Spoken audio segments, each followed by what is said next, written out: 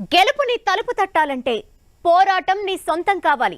గెలుస్తామో లేదో తెలియదు, కానీ గెలుపు కోసం ప్రయత్నమైతే చేయాలి. ఆ పోరాటంలో ఎన్నో సవాళ్లు, కన్నీళ్లు తప్పవు. అన్నింటినీ దిగమింగుకుంటేనే యోధుడిగా నిలబడగలం. కొన్నిసార్లు ప్రత్యర్థి బలవంతుడైనప్పుడు గెలుపు దరిదాపుల్లోకి కూడా వెళ్లలేం. అందుకే ఇన్నాళ్లు అణచివేతని, దండయాత్రని ఎదుర్కొంది యుక్రెయిన్. కానీ నిలబడి పోరాడాలన్న పట్టుదల, సర్వం కోల్పోయినా తగ్గకుండా నిలబడిన తీరే యుక్రెయిన్ని సింహ స్వప్నాన్ని చేసింది. చిన్న దేశమైన సింహగర్జన చేస్తోంది జెలెన్స్కీ సేన.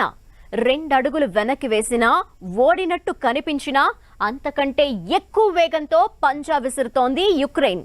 ఇన్నాళ్లు రష్యా దండయాత్రని ఎదుర్కొన్న యుక్రెయిన్ ఇప్పుడు యుద్ధ బీభత్సం ఎలా ఉంటుందో మాస్కోకి రుచి చూపిస్తోంది. ఏకంగా కిలోమీటర్ల దూరం రష్యాలోకి చొచ్చుకెళ్లి భయానక పరిస్థితులు క్రియేట్ చేస్తోంది. యుక్రెయిన్ రష్యాపై పైచేయి సాధిస్తుందా? జెలెన్స్కీ వ్యూహాలకు రష్యా వణికిపోతోందా? దండయాత్రను యుద్ధంగా మార్చేసిన యుక్రెయిన్ చొరబడి దాడులు చేస్తూ రష్యాతో ఢీ అంటే ఢీ. చిన్న దేశమైన యుద్ధ భూమిలో సింహగర్జన. విజయమే నీ లక్ష్యమైతే కొన్నిసార్లు తగ్గక తప్పదు. పోరాటం అంటూ మొదలు పెడితే గడ్డు కాలాన్ని కూడా ఎదుర్కోవాల్సిందే. ఎవరూ కలిసి రాకున్నా పోరాడి నిలబడితేనే నీ గుర్తింపు నీకుంటుంది. యుక్రెయిన్ది అదే పరిస్థితి. చిన్న దేశమైన యుక్రెయిన్ ఒంటరిగా రష్యాతో పోరాడుతూ వచ్చింది. 900 రోజులుగా రష్యా దండయాత్రను ఎదుర్కొంది. 3 ఏళ్లలో 2 అడుగులు వెనక్కి వేసినట్లు కనిపించిన యుక్రెయిన్ ఇప్పుడు ముందుకు 3 అడుగులు వేస్తూ రష్యా పాలిట సింహ స్వప్నంగా మారింది. యుక్రెయిన్ పేరెత్తితేనే సింపుల్ గా తీసేసిన రష్యా ఇప్పుడు తమ శత్రు దేశం పేరెత్తితేనే వణికిపోతోంది. అంతలా బౌన్స్ బ్యాక్ అయి ఒక్కొక్కరిని కాదు పుతిన్ ఒకేసారి 100 మందిని రమ్మను చూసుకుందామంటున్నారు జెలెన్స్కీ. రష్యా దండయాత్రను 900 రోజుల తర్వాత యుద్ధంగా మార్చగలిగింది యుక్రెయిన్. తమ మీదకొచ్చి పడిపోతున్న రష్యన్ సేనలను ఇన్నాళ్లుగా సమర్థంగా ఎదుర్కొంటున్న యుక్రెయిన్ ఇప్పుడు యుద్ధ బీభత్సాన్ని రష్యన్లకు పరిచయం చేస్తోంది. సరిహద్దుల్లో రష్యా భూభాగంలోకి చొచ్చుకెళ్తోంది. ఆపరేషన్ వైట్ ట్రయాంగిల్ తో యుద్ధ భయాన్ని, బీభత్సాన్ని సృష్టిస్తోంది. 1000 మందికి పైగా సైనికులతో, యుద్ధ ట్యాంకులతో ఆగస్టు 6న రష్యా భూభాగంలోని కర్స్క్ ప్రాంతంలోకి చొచ్చుకుపోయి 1000 చదరపు కిలోమీటర్ల దూరం భూభాగాన్ని ఆక్రమించింది యుక్రెయిన్. 100 మంది రష్యా సైనికులను యుద్ధ ఖైదీలుగా అదుపులోకి తీసుకుంది. దీంతో పుతిన్ సర్కార్ కర్స్క్ ప్రాంతంలో ఎమర్జెన్సీ ప్రకటించింది. 1,00,000 మందికి పైగా జనాలను అక్కడి నుంచి సేఫ్ జోన్లకు తరలించింది. బెల్గోరోడ్ ప్రాంతంలోని యుక్రెయిన్ సేనలు ప్రవేశించాయి. దీంతో ఆ ఏరియాలో ఎమర్జెన్సీని ప్రకటించారు. 5,000 మందికి పైగా చిన్న పిల్లలను, 11,000 మంది నిరాశ్రయులను షెల్టర్స్ కి షిఫ్ట్ చేశారు. కర్స్క్ ప్రాంతం నుంచి రష్యా తమ అడ్వాన్స్డ్ మోర్టార్లు, డ్రోన్లతో పాటు 100కు పైగా క్షిపణులు, 255 గ్లైడ్ బాంబులతో యుక్రెయిన్ పై 2,000కు పైగా దాడులు చేసినట్లు తెలుస్తోంది. దీంతో రష్యాలోని కర్స్క్ భూభాగంపై పట్టు సాధించి తీరాలని చొచ్చుకెళ్లింది యుక్రెయిన్. రష్యా తమపై దాడికి దిగి 900 రోజులు అవుతూ ఉండడంతో దేశ ప్రజల్లో స్ఫూర్తిని రగిలించేందుకే తాము కర్స్క్ ఆపరేషన్ చేపట్టినట్టు యుక్రెయిన్ అధ్యక్షుడు జెలెన్స్కీ చెప్తున్నారు. పైకి అలా చెబుతున్నా యుక్రెయిన్ లక్ష్యం రష్యాలోని సుజ్జా పట్టణమే అని తెలుస్తోంది. రష్యా నుంచి యుక్రెయిన్ మీదుగా యూరప్ దేశాలకు ఇంధనం సరఫరా అయ్యేది సుజ్జా పట్టణం నుంచే. అందుకే యుక్రెయిన్ సుజ్జా టౌన్ ను ఆధీనంలోకి తీసుకునే ప్రయత్నం చేస్తోంది. ఇలా రష్యాలోని కొన్ని ప్రాంతాలపై పట్టు సాధించి ఒకవేళ చర్చలంటూ జరిగితే రష్యాను డిమాండ్ చేసే స్టేజ్ లో ఉండాలని స్కెచ్ వేస్తోంది యుక్రెయిన్. 2వ ప్రపంచ యుద్ధం తర్వాత రష్యాపై ఈ స్థాయి దాడి జరగడం, ఈ స్థాయిలో భూభాగం విదేశీ ఆక్రమణ జరగడం కూడా ఇదే ఫస్ట్ టైం.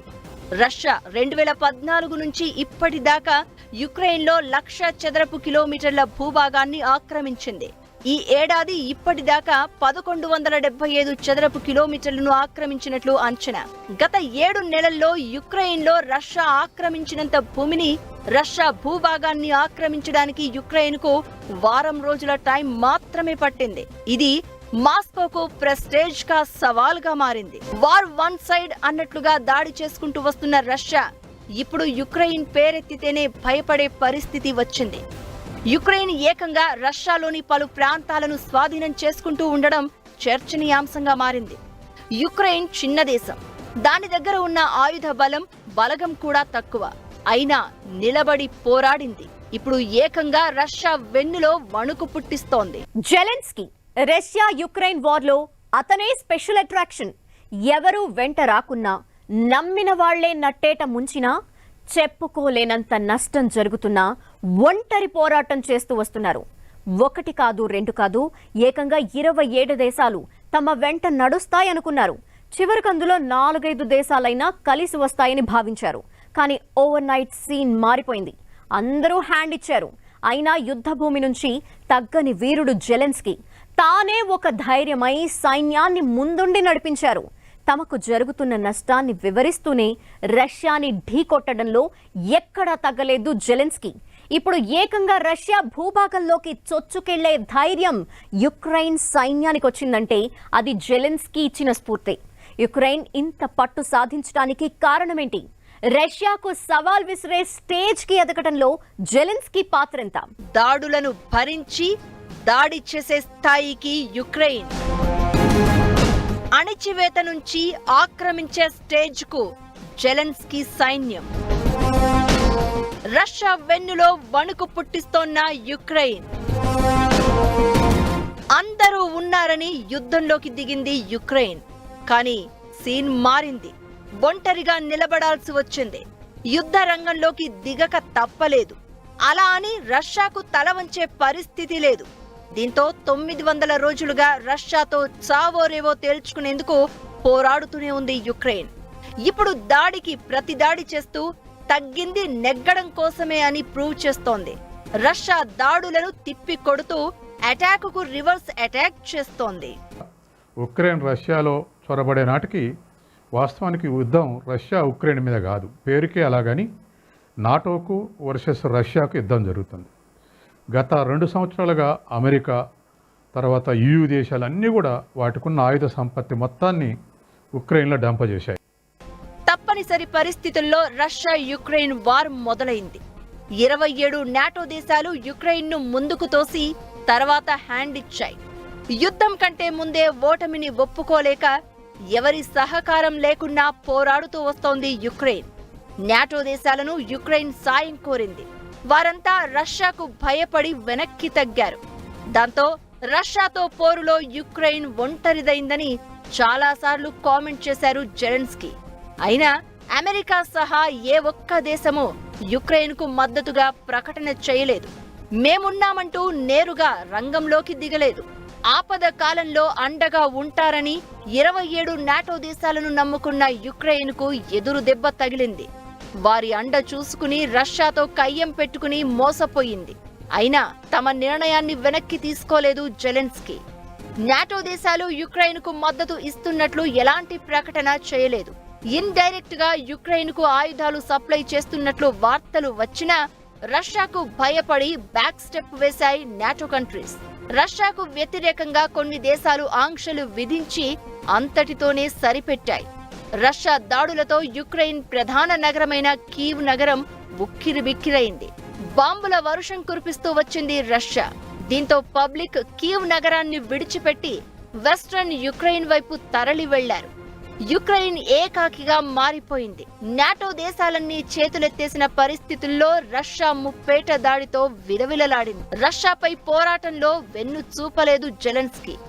ఒంటరిగా ఉన్నామని తెలిసినా ఎవరూ సహకరించడం లేదని మొర పెట్టుకున్నా యుద్ధ భూమి నుంచి వెనుతిరిగేందుకు మాత్రం ఒప్పుకోలేదు. విజయమో వీర మరణమో తేల్చుకునేందుకు తానే యుద్ధ రంగంలోకి దిగారు. సైన్యానికి ధైర్యం కల్పిస్తూ రష్యాపై బాణాలు ఎక్కుపెట్టారు.